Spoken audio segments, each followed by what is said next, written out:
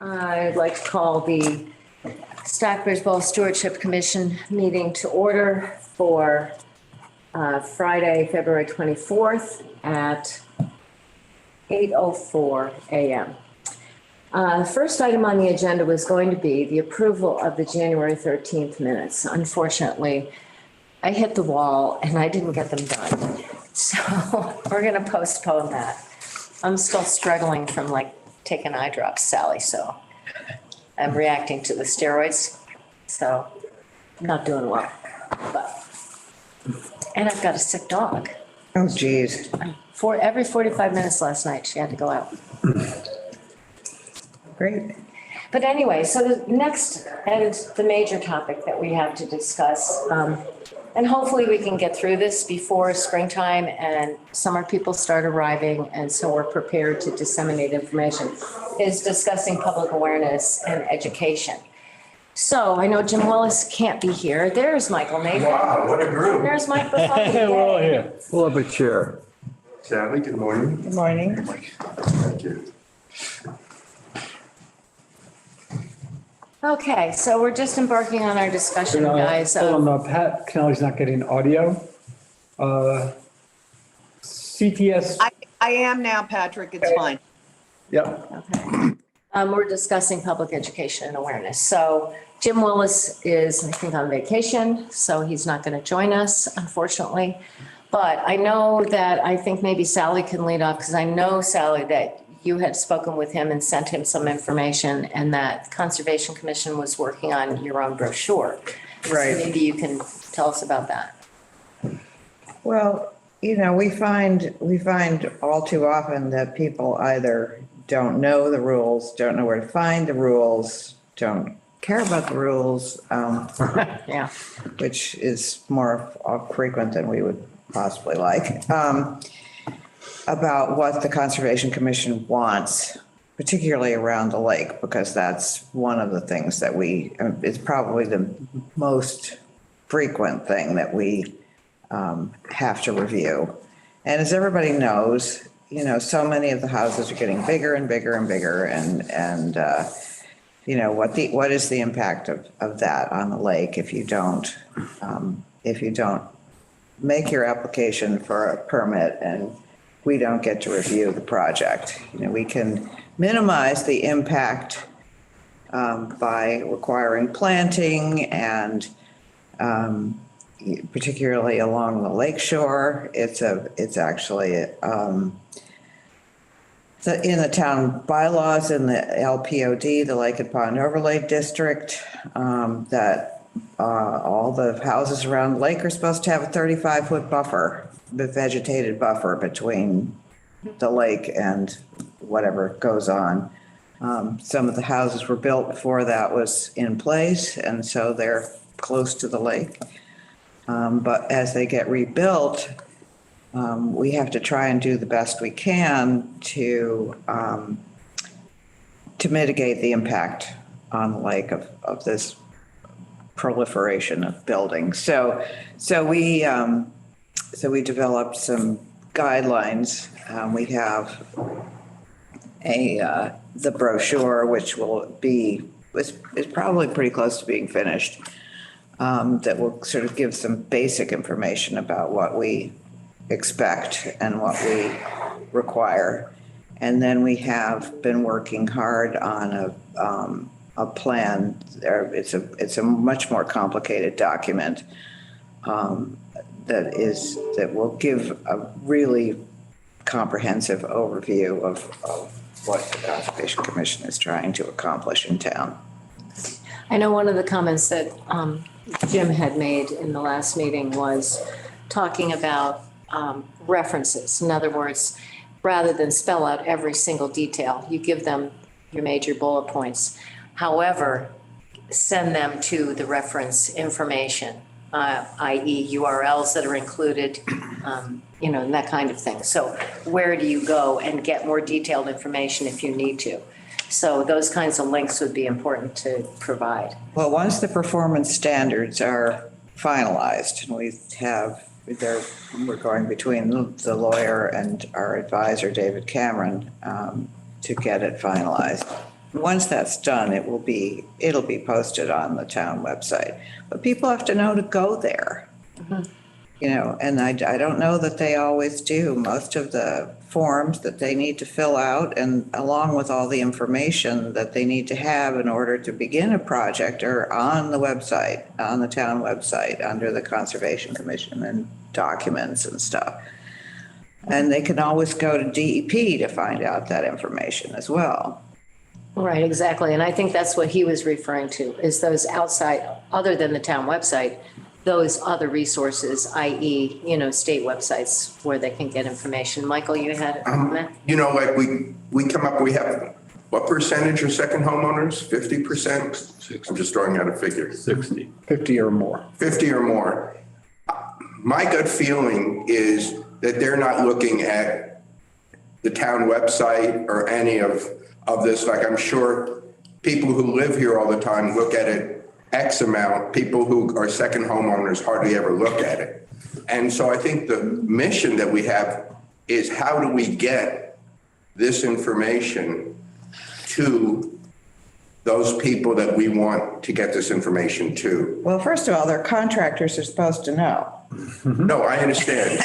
I mean, let's be real here. No, I am If being you're real. going to spend a lot of money on a house in Stockbridge, are you going to want to risk having to have us either tell you you can't do what you want to do or fine you because you didn't pay attention? Well, to I the wasn't rules? looking just at that. I was looking at things even afterwards, fertilization, all the things that even once you have a house, not just when you build a house, because when you build a house, that's a small percentage relative to the people that already have a house. Well, this information has been particularly the information on fertilization and chemical use around the lake has been out there for 20 years that I've been on the Conservation Commission. Right. It's been in every single order of conditions that we've issued. It's been in the Stockbridge Bowl Association newsletter, I don't know how many times. You know, how many times can you beat Well, somebody over the head with something? that wasn't what I was getting at. That wasn't what I was getting at, I Sally. think we've kind of gone into this and that there's these numerous ways that we can disseminate information. One of them is brochures, and certainly that's helpful. And you can distribute those any number of ways. The other thing that we've talked about before was going into the homeowner association meetings, their annual meeting, and putting on a presentation. So we can put together, once we at least put together the basics from each individual area, we can then compile that and put that into some kind of a, presentation that we go into their meetings and we lay it out there. And I don't know how more directly it can be done, at least for those homeowners that are in those associations. Now, there's obviously all the other users that come and use the lake that we have to worry about, but that's a different route of dissemination for those people. Tax bills. But they have an obligation to, if they're going to move into a community or they're going to do something in a community, if you want to live in Stockbridge, it's my opinion that you need to be a steward of the town, whether that's taking care of the lakes and rivers or the ponds or the roads or the general overlook of the town and what the town has been and it stands for. And if you don't want to be a part of that, then maybe this is Sally, the wrong community for you. Well, Sally, what I'm trying to get to. Sorry. Is we're here as a committee trying to further this thing, not argue with you that you're wrong or right or whatever it is, because you are definitely right. And you even said it in your byline at the beginning, I want to live in a community Yeah. that doesn't, you can paraphrase it better than I can. But what I'm trying to get to is there sometimes, maybe we have to also look at maybe an advertising, maybe some community, somebody outside that does this as a profession that might give us other ideas besides the one that we internally know. And it might cost us something, but it's so important to the town what Concom is doing and what you're doing, Sally, that I think you're hoping that these people will do the right thing. But I get the feeling that I was president of the Lake Drive Association for 6 years, and I realized that many people, second homeowners, are not looking at what you'd like them to look at. Well, if they're going to do And I a know project, we always have time at the beginning of every single meeting where people can come in informally and they can ask questions before they start a project. It doesn't cost them anything to do that. They can I'm just say, giving it- is yeah. this permittable? And many people do call and say, can we do this? What do I need to think about? And we will give them all the information we can. But, you know, they need to be vested in this thing Yeah. that they're creating for themselves. You know, they're to be a part of a community.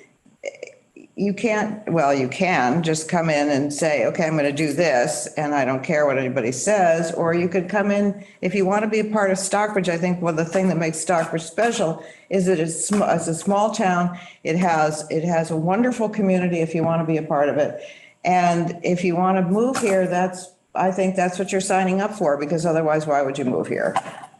Well, I mean, it's really, this is a multifaceted problem. So we have to do presentations, we have to do brochures. I think certainly some kind of a public relations type of campaign where you utilize the press and you utilize media and social media to start making people be more aware of the impacts and also more appreciative of what's here environmentally, and that we need to protect it. And I think it's not going to be overnight, and that may be the only way. I think the best way is to make people be enthusiastic about, yes, we're going to keep this the way it is or improve on it. We are not going to harm our environment. We love it here. We appreciate it. Its natural beauty is amazing. And so let's protect that. And I think that's probably the best way, is to start engaging with the press, with the media, and get that out there and get it being discussed and published in various ways. And there's a better chance. And anybody who's a second homeowner, Pat, maybe you can respond to this, but what kind of things do you look at as a second homeowner? You're not here all the time, but when you are here, what grabs your attention in terms of the media?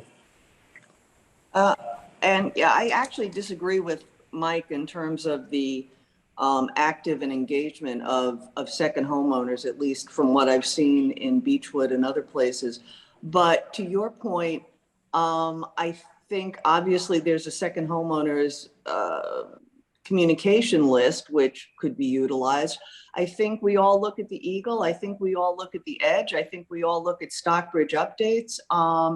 And, a lot of the information that's going back and forth to the homeowners is not just about the lake or what have you. It's about what's happening with the school systems. It's about all of the things that are happening in Stockbridge. So I see a very different level of engagement and interest and commitment to the town from people coming in.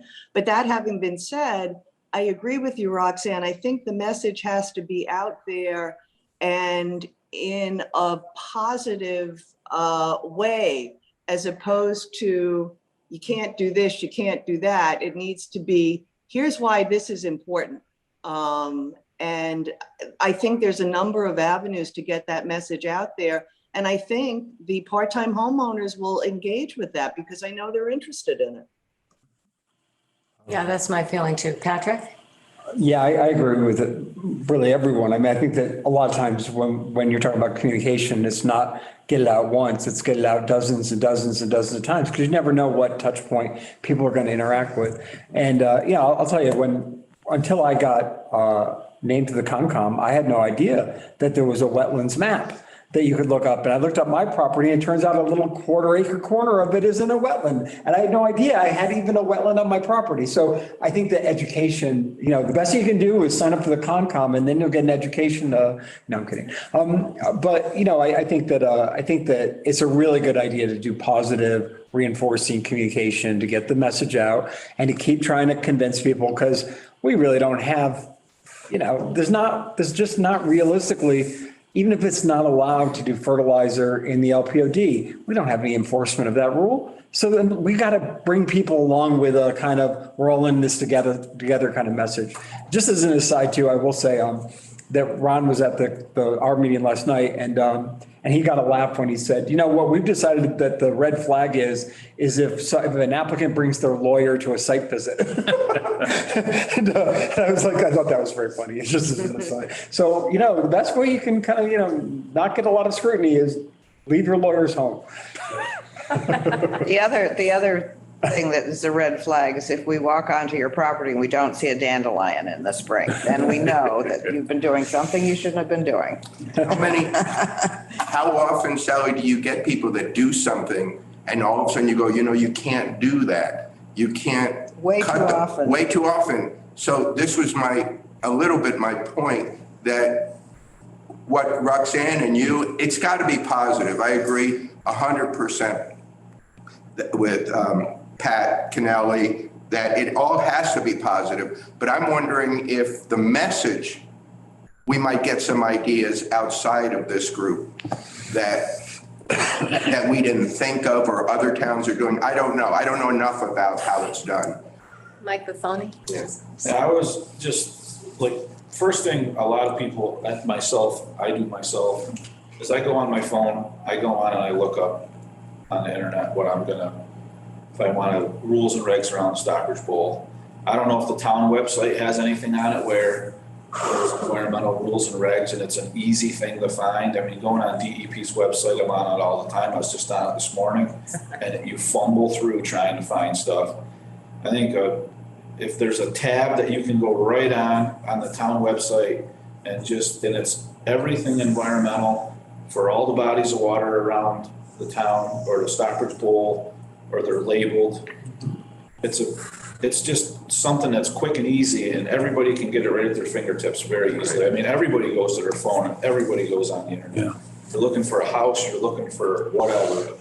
You're on Amazon. I mean, everything's at your fingertips now. And that's the first thing I would do is go right on my phone and look for environmental Stockbridge Bowl rules and regs, and I don't even know if you can find it on the town website. Well, that's the reason to have It's the, like most brochures. websites, you kind of have to navigate. Yeah. And people are not very good at There's a new navigating. website that's coming out real soon. And yeah, I was going to ask you, but Gary? You ought to talk to regional planning. Maybe they have some insight into this. Because, you know, they're dealing with a whole bunch of towns like us. Right. Well, the one thing, I mean, because we are working on the website. Yeah. And I don't see any reason why there can't be a single click in a fairly prominent place that gives you a link to everything environmentally, you know, rules and regs for environmental issues. You or need for to know certain about your areas of town, property. And for wetlands and for the lake. So there's no reason that can't be incorporated. when we, Easier.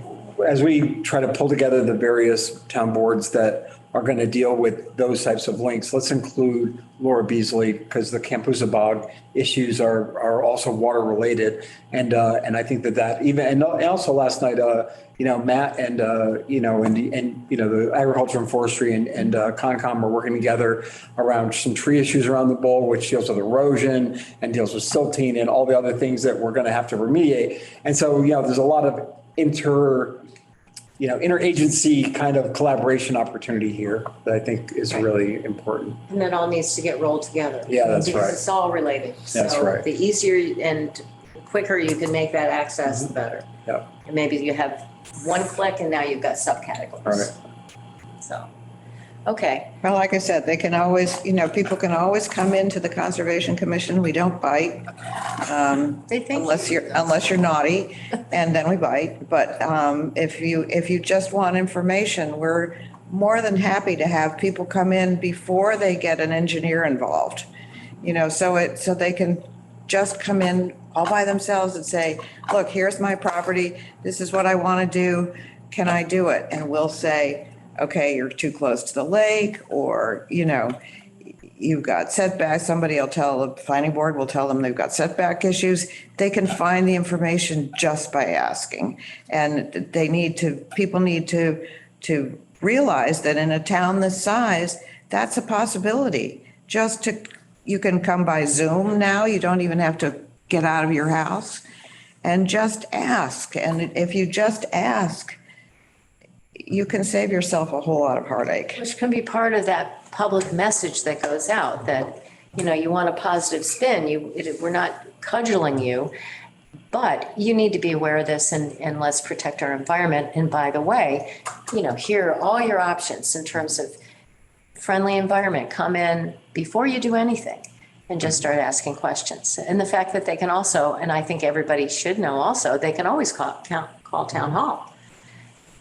And you can always be directed to the appropriate party. Now, one other thing that I know Jim Willis had commented on, and I thought it was important to mention again, was in terms of brochures, who do you want your point of contact to be when people have questions? And that we want to be careful about that because you don't want anybody being overwhelmed. So I thought that was a good point. I'm like, oh yeah, I don't want to get 2,000 phone calls myself personally. But And just one thing I just thought of when you said brochures, the forestry and agriculture people are working on a brochure, Concom's working on a brochure, we're working on a brochure. And John Hart said he has a warehouse full of little racks that we can put downstairs in the hallway by the police station, with all those kinds of pieces of information. And we can pull together information from other organizations like BNRC or the DEP or DCR and all those things, and put kind of your guide to the environment of Stockbridge all in one place, and people can just come in and find it. mm-hmm. That's great. That's wonderful, John's. And two things. One, I might suggest, I think Michael made a really good point though, which is that in the project, in the do things realm, a lot of what you're talking about is absolutely essential, but we also have many, many more folks who might benefit from here's the 5 most important things you can do brochure. Don't use fertilizer. Don't use pesticides. Do maintain a buffer between the lake and your property. Don't mow right down to the water's edge. Whatever those 5 things are, just say, just do these 5 things and you'll be doing a great service to the lake. And that is a message that resonates or could resonate with everybody, whether they're doing a project or not project. The other point I would make, and not to be the font police, but keeping a consistent look and feel to these town communications will make it seem like if the layout of the size is the same and the fonts are the same and, if it's 3-panel or whatever is the same, that will create kind of a unified consensus feel to what these messages are. So it'll feel like we're talking with one voice. So as everyone pulls these messages together, I would love to just kind of, not to change the words, not to change the message, but just make sure the logo's on in the same place and that, the layout issues actually matter. And the brochure that I've already done, that one, protecting your investment, that fundamentally is what you're talking about. Yeah, that's right. Only that's like 7. Here's the 7 things to protect your investment. That's right. And those things are in that. So, I think as we get these together, this is a good focal point, and also the Bluebird, information booth is another good place to put all this kind of stuff. Yeah. And let's not forget the river when we're talking about things we have to protect. Right. Because that meanders all the way through the town and the rivers that feed it, I don't know if people are aware that if it's a perennial stream, even a small perennial stream, and perennial obviously means that it runs all year round for the most part, it's a river under the regulations in Massachusetts. So conservation has 200 foot. We have 200 feet under the town bylaw, but we have 200 foot under the state law jurisdiction. And so if you're doing things along the river, that goes down into Connecticut and into the ocean, and it's a big deal. Okay. All righty. John. Yeah, I don't have anything from the water sewer. I wasn't able to make the last meeting. So, Neither, I was in Maine. yeah, so, There's one thing that I think the master plan, the Water and Sewer Commission did decide to put the master plan request to fund on the warrant. So I think that we are having a conversation around, how to prioritize sewer, and that'll start with funding the master plan and then going forward with that in fiscal year 24. So I think that's kind of, relevant news for obviously this body too. And some of the water and sewer is going to be some of the issues that you're concerned about are also going to be covered by Jim Willis in Tri-Town Health Yeah. in terms of, the regulatory stuff. Right, right. And they obviously are working on a brochure and they answer hundreds of questions every day. So, I mean, they're accustomed to this kind of inquiry. Michael Nathan, do you have anything specific on this topic or information or bullet points that you want to make sure we cover? Well, I Other sent, than what you've already mentioned? yeah, I agree with Patrick. You got to keep it, that you should keep any information uniform. So it comes from a major source. I mean, one source. It gives it muscle, it gives it teeth. Yeah. More. As far as the subject goes, I also sent you and Pat Kennelly something that I saw, I can't remember where it was, either in Florida or about invasive species and how they did it. Okay. Which was a colorful, almost, Pat, how would you describe it, what I sent? Let me unmute. I liked it, Michael. It said alien invasion, and it was from Maine, I believe. Okay. And had pictures of things. So it was fun. It grabbed your attention, but it was also educational. And I think with a lot of the things that we're trying to do, that's going to be the key to get people to actually engage with it. I think one of the, just to gut off that a little bit, we had done a presentation years ago at the SBA annual meeting. We were talking about native plantings and, to Sally's point, erosion at the shoreline and everything else. And people were very engaged with that. But when we said to them, and by the way, this will really help not get geese on your lawn, then everybody was really, really interested in it. So we need to kind of change the paradigm and get that. But back to your point, Mike, I thought that poster was engaging, it was fun, and it was educational. And I think that's what we need to try to shoot for. Yeah, or at least in certain areas. I think in public areas, I'll send it to everybody. I didn't want to send it to everybody. I just sent it to Roxanne. I don't know if, I guess you didn't get it. It was down and out. Okay. No, I just sent it yesterday or last night. But anyway, yeah, I personally think I'm really concerned that it's got to be positive, and we've got to make the Concom, the public relations of the Concom, because whether Concom realizes it or not, people avoid the Concom. They're afraid of the. They're afraid of the Concom. And I think we've got to figure out a way to make the Concom their friend and the town's friend also. And it is a town's friend. It's no negative. It's just people want to get something done and they're fearful of that right away it's going to be, even though it may not right away be what they think it won't is. know if they don't come in. Yes, I understand that. But They know in advance. I've seen the head of a former Concom put sand on his beach. Yes. Put sand on his beach when he was selling, the head of a former So Pat, when you say that, I have seen so many things of people that had worked on Concom before that did things. So to me, I think we've got to figure out a way to make it positive, that this is not only good for you, but it's good for all of us. And things like that thing that I sent around maybe has to go to where the ramp is or where the public, in front of the town. Just, you'll see it, and it's pretty simple, but it's visual. I think we need visual. Anyway. One of the things that I follow a lot is the Ausable River Association, which is up in upstate New York. Yeah. And they are, we have a house on the Ausable River. And they have been doing some wonderful, they have a newsletter that they send out all the time. And then there's the Adirondack Explorer.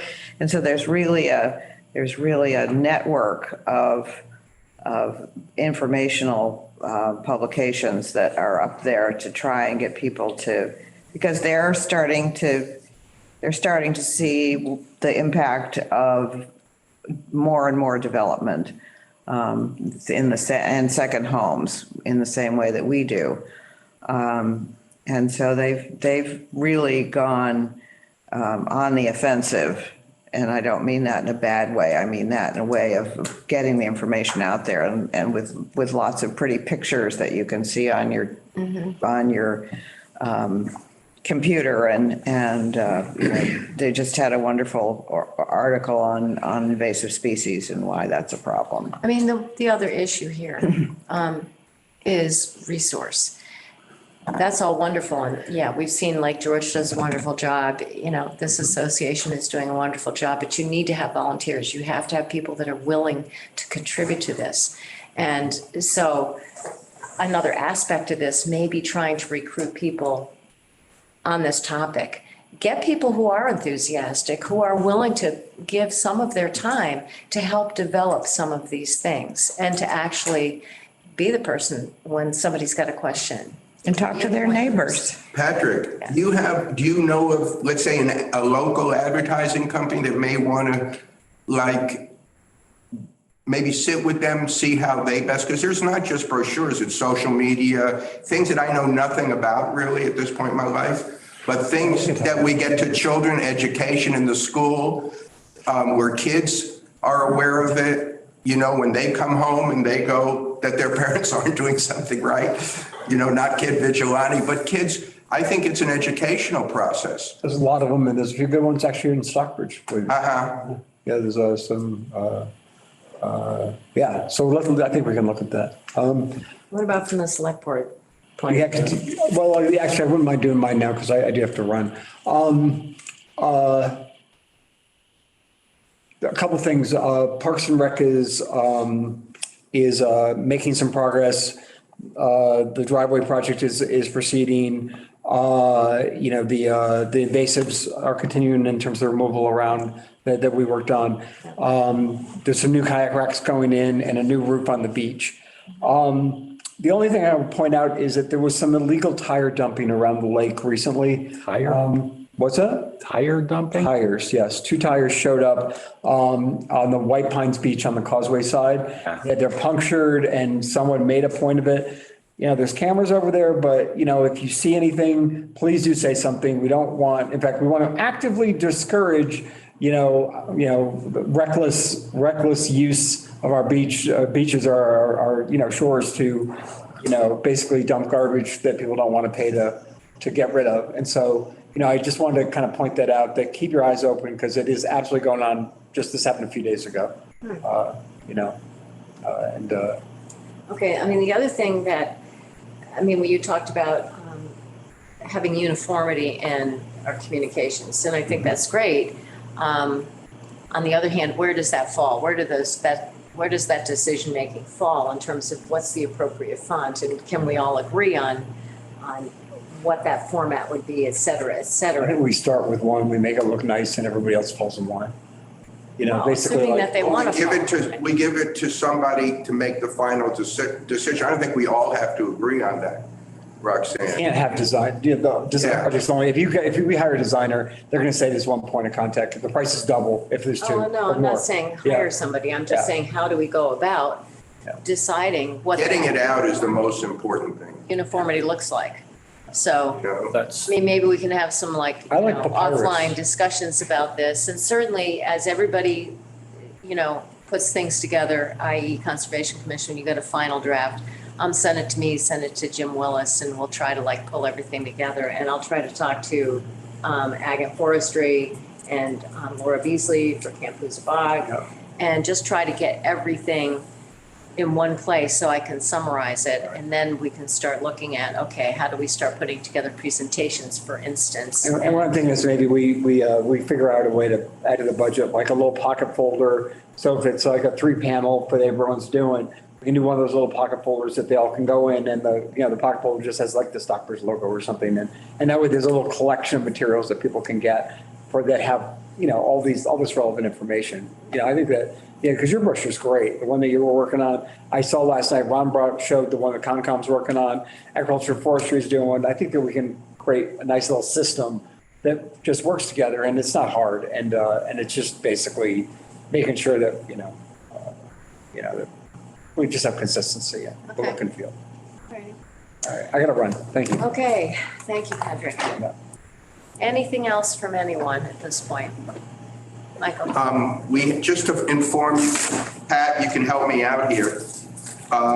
We had a meeting with GZA. We're trying to do GZA for the restoration project. So what we're trying to do to stay on top of it is have a meeting. Originally, we thought every month, but we got price quotes on what it would cost us. So we're debating whether we need it every month or every 6 weeks or how to get that done. But at the meeting, GZA had also sent us, not at the meeting, they sent us before that, sort of a timeline of when things should be done and applied for permits. And then they gave us, on the day that we had the meeting or the night before, a cost estimate of what it will cost us extra. And a lot of that was variable depending on what we were going to do. So we're trying to do is the group headed by Greg Wellenkamp and Mike Canales to try to have meetings every 6 weeks or whatever, so that we don't let GZA fall behind on what they have to do. We want them to know that we really are on top of this. Pat, do you have anything to add? No, I mean, I think, and the committee that is dealing with this is Roxanne and Michael and Greg Wellenkamp and Mike Canales, myself, and also Ira from the SBA. And I think it's just a very good practice because now we do have timelines and we see where if we miss one, what the ramifications of that could be. Some things are weather sensitive that we can't get to until, you know, the frost and the snow is gone in terms of testing some things. But I think in general, this is really going to move the ball down the field in terms of understanding how we can get this project done and what it's going to cost and all of there's a lot of moving parts to this. And I think they've all been identified now. And that's just tremendous progress with a timeline. Yeah, it's also educational for us on the committee to know all the different things that have to be done. So I'm just giving you an update on that meeting in a nutshell. What else? I mean, that's pretty much, is there any SBA thing that I've left out, Pat? No, I mean, we're doing a lot of things or trying to do a lot of things with Bullard Woods at the moment, both in terms of the old growth forest and then also trying to the invasive kiwi and barberry and all of that. And so there is just a lot of activity that needs to go on at Bullard Woods. It's all pretty expensive and we're just not going to be able to do it all at once, but we keep making progress toward it. And I'm delighted. And thank goodness we have Moose heading up that and Gary, by the way, as part of our Bullet Brigade. We've got a really core team that is watching out and making things happen there. So I'm very excited about that.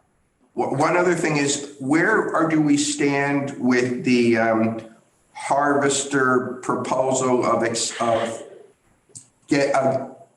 extending more area, more acreage, or was that not, or were we just trying to get the 10 acres that were originally in that NOI or? At the moment, that's what Mike Canales is going after, to expand it to the full 10 acres that's allowed.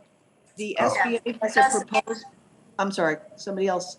Yeah, I'm sorry, Pat. Yeah, Mike mentioned this to me. It's not that we're expanding it to the 10 acres. That we are at the 10 acres and getting that agreement that obviously we no longer have to avoid certain areas. So therefore, it will be all the way around the lake and down the channel. So, but not going past that 10 acres. But we have the 10 acres right now. Yeah, I didn't understand how to, right. Yeah, the only thing is just clarifying with NHESP and DEP. Okay. That, yes, we don't have to avoid these specific areas anymore. So therefore, we can do our 10 acres. Right.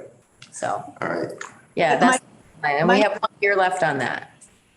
Michael, to your point, what we would like to propose, we meaning the Stockbridge Bowl Association, is we think that there's a way to expand beyond 10 acres, but the way we want to do that, and I would like to actually have this be a topic of discussion at an SBSC meeting, and also talk to the Conservation Commission about it, to say the way we think that we could get an expanded permit, and would have to be endorsed by the town, et cetera. But the major concern would be, I do not want to in any way jeopardize what we already have. So if the town and the Conservation Commission looks at what we're proposing and said, yes, this could be possible, we could go for the NOI, but it would have to be contingent that we don't want to ever lose what we already have and not be able to have any harvesting. So that's something I would actually like to bring up at the next SBSC meeting if we can. Okay. Well, Pat, how would that jeopardize, if you go for a new, and you may have to ask the lawyer, if you go for a new NOI for expanded acreage, why do you think would they say, well, screw you, we're not going to give you anything? Why would you think that would happen? I mean, the possibility that it could happen, I'm not saying, but does the lawyer feel that we're in jeopardy if we ask for an extended or expanded NOI? No, it would have to be a totally separate NOI. It would be different than the one that's filed.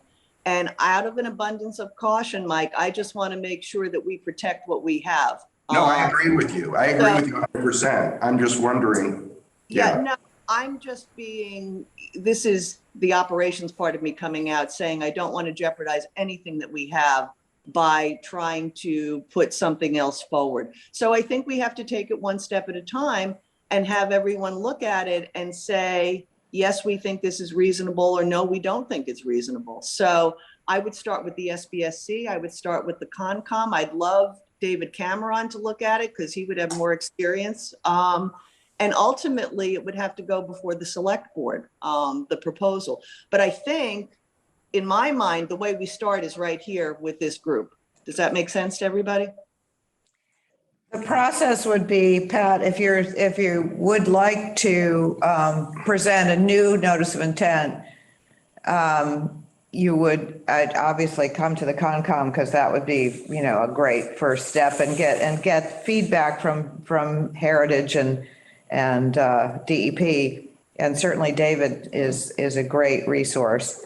But you're going to want to close out the current notice of intent before you file. You can do it pretty much simultaneously, actually. You want to apply for a certificate of compliance saying that you've completed this project as presented, and then a new one, because DEP does not like to have two open notices of intent. So one would have to get closed out in some way. And that's where the fear. NOI would be on Yeah. as the replacement. I mean, this one. Right. We have just this year, and then we're at the end of. Yes, this but you could apply for an extension on that one. Right. Or you can close it out and with a request for a certificate of compliance, Right. and file a new one. And that's where the problem may come in, if they don't agree and we've closed out. So you file for an extension, that's what I'm saying. Oh, yeah, I understand that, but And then, I mean, this is if Pat, if legal counsel for 3 months ahead SBA of- could give the ins and outs of that, in terms of, from a legal perspective, do they think there's vulnerability if you close out one and you go for a new NOI? If they don't like that idea of the expanded acreage, can we still then turn around and want to extend what we'd had previously? Right. That's a legal question, I think. Well, you have to, if you're going to apply for an extension, you have to do it with outside of 30 days of the expiration of your notice of intent.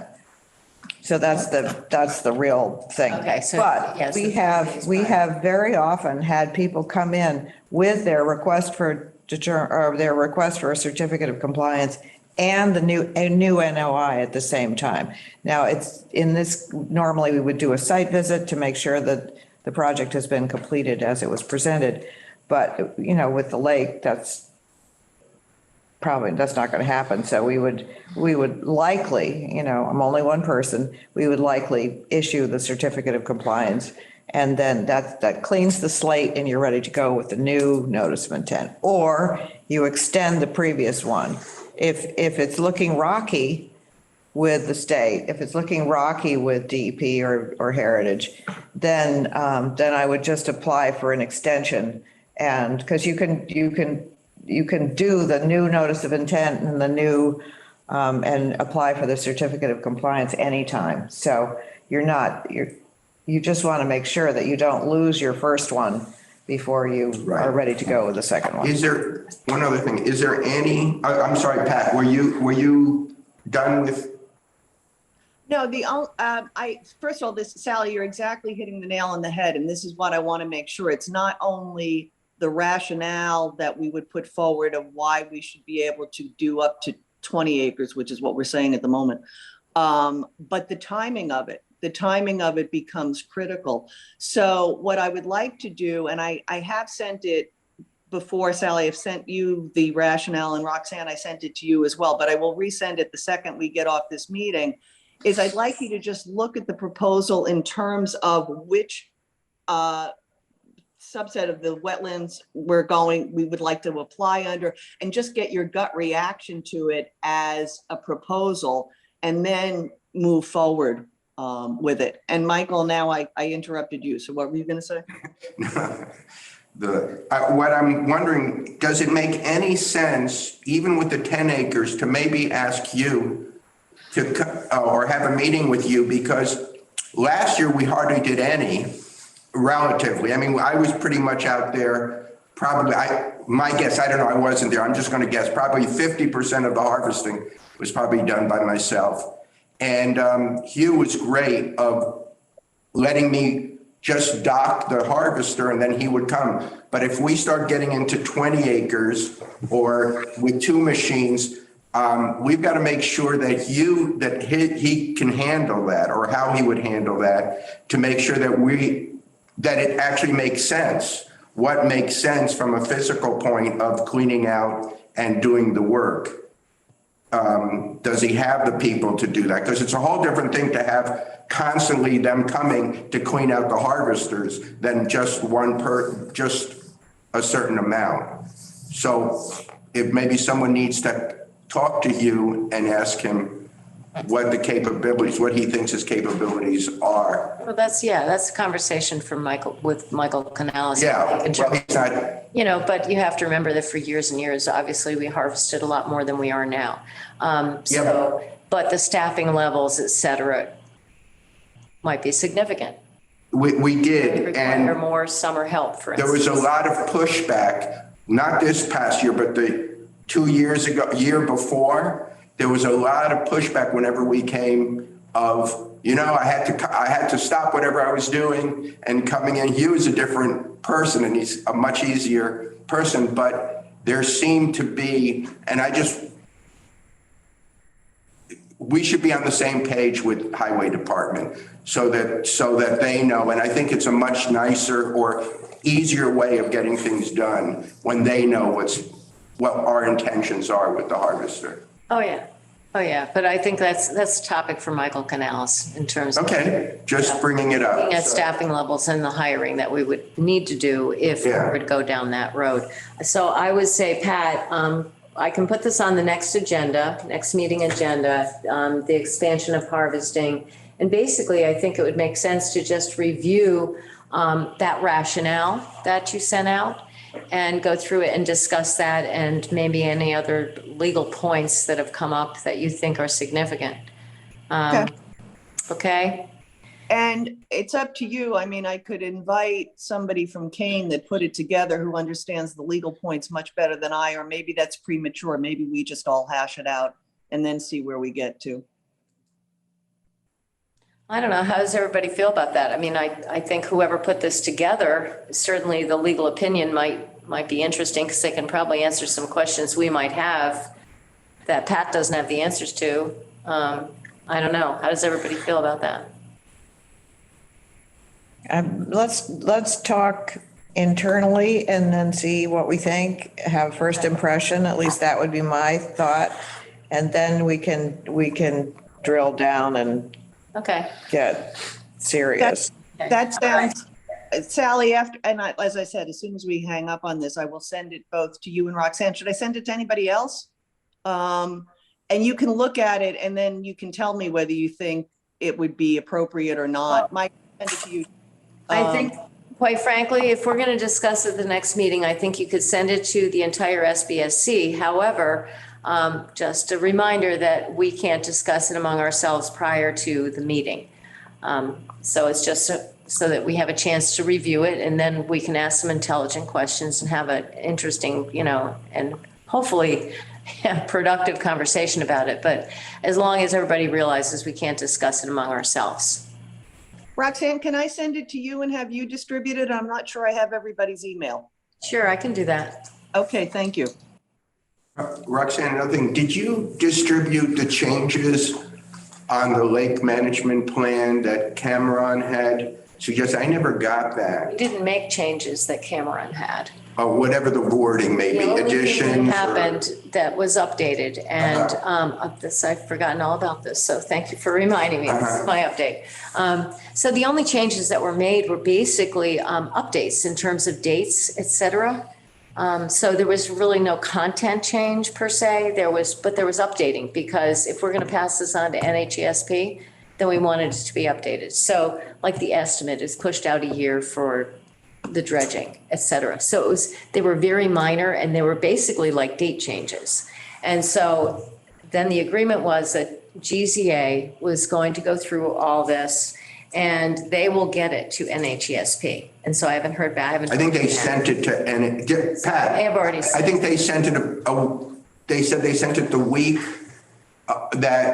or right before, maybe a week before we had our meeting. They said, we had our meeting on 13th. the 13th, was it? Yeah, it was Yeah. 13th. So I think they sent it that week or right before They- that. okay. Yeah, I think that's what I heard. Is You're that- correct, Mike, because I Yeah. remember them talking about Misty Ann's schedule, and we were happy that she had it in her hands before things really got very busy for her. So yeah, NHESP does have it. Yeah. Right, and I haven't heard anything back that we've gotten feedback from NHESP. No, they're saying you're not going to for a while. Yeah, well, everything takes a little Yeah. while. The other thing is, I didn't come here when you first started. Did you go over, the minutes? Did you send those minutes? Or- No, I did not. And that Okay, was the it's okay. first thing. I It's just- like, No, I hit the wall, and No I was problem. like, I Okay. tried to go to sleep at 4:30. No problem. The dogs Yeah. were up every 40 Well, I was up at 4:30 waiting for the minutes. I bet. But no, so I apologize for that, but it's, No, yeah. I just didn't know if I missed it or not. So I'll be off of all these stupid eye drops, No problem. what, about 2 weeks. And then maybe I'll go back to more normal existence, but it's been, When we designed our house, we designed with doors for barfing dogs. there you go, maybe I need one of those. Oh, yeah, now it's diarrhea, so. Same thing. But anyway, so. Out the door. Any other comments or questions, Pat? I think you're the only one from the public here, so. Yeah, no, I'm good. I think we've addressed everything I'm concerned about at the moment. Okay, any more comments or questions? All right, I move to adjourn. Okay. So Thank you very much, everybody. Thank you.